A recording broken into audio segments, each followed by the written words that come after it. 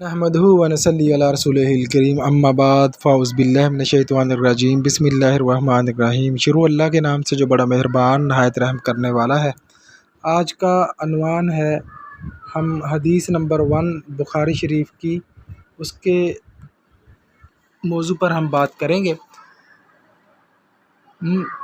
نبی پاک صلی اللہ علیہ وسلم مسجد نبوی میں منبر رسول صلی اللہ علیہ وسلم پر عمر بن خطاب کی زبان سے سنا ہے۔ وہ فرما رہے تھے کہ میں نے جناب رسول اللہ صلی اللہ علیہ وسلم سے سنا، آپ صلی اللہ علیہ وسلم فرما رہے تھے کہ تمام اعمال کا دار و مدار نیت پر ہے، اور ہر عمل کا نتیجہ ہر انسان کو اس کی نیت کے مطابق ہی ملے گا۔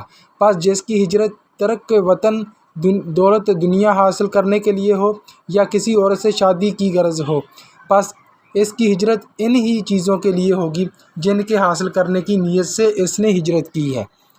اب یہاں پہ حدیث نمبر 1 سے واضح طور پہ پتہ چلتا ہے کہ جیسی انسان کی نیت ہوتی ہے ویسی ہی مراد ہوتی ہے۔ کچھ لوگ جو ہیں یہاں سے مکہ مدینہ کام کرنے کی غرض سے جاتے ہیں، ان کا مقصد عمرہ کرنا یا حج کرنا نہیں ہوتا، تو یہ مقصد ہے۔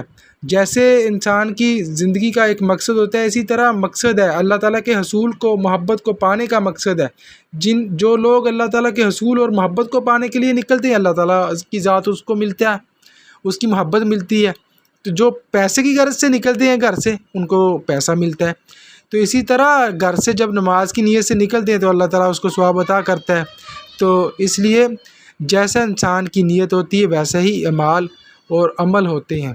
تو لہٰذا اچھی نیت کے ساتھ جو بھی آپ کام کرتے ہیں، جو بھی نیک کام کرتے ہیں، اللہ تعالیٰ اس کے لیے بخشش کا ذریعہ بھی بناتا ہے، اور اس کو اسی نیت کی وجہ سے اس کو ثواب بھی عطا کرتا ہے۔ لہٰذا اچھی نیت کے ساتھ اس حدیث سے پتہ چلتا ہے کہ جیسی انسان کی نیت ہوتی ہے ویسی ہی اللہ تعالیٰ اس کو مراد عطا کرتا ہے۔ اس لیے اچھا سوچیں، پازیٹیو سوچیں، اپنا ڈھیر سارا خیال رکھیے گا۔ اللہ حافظ۔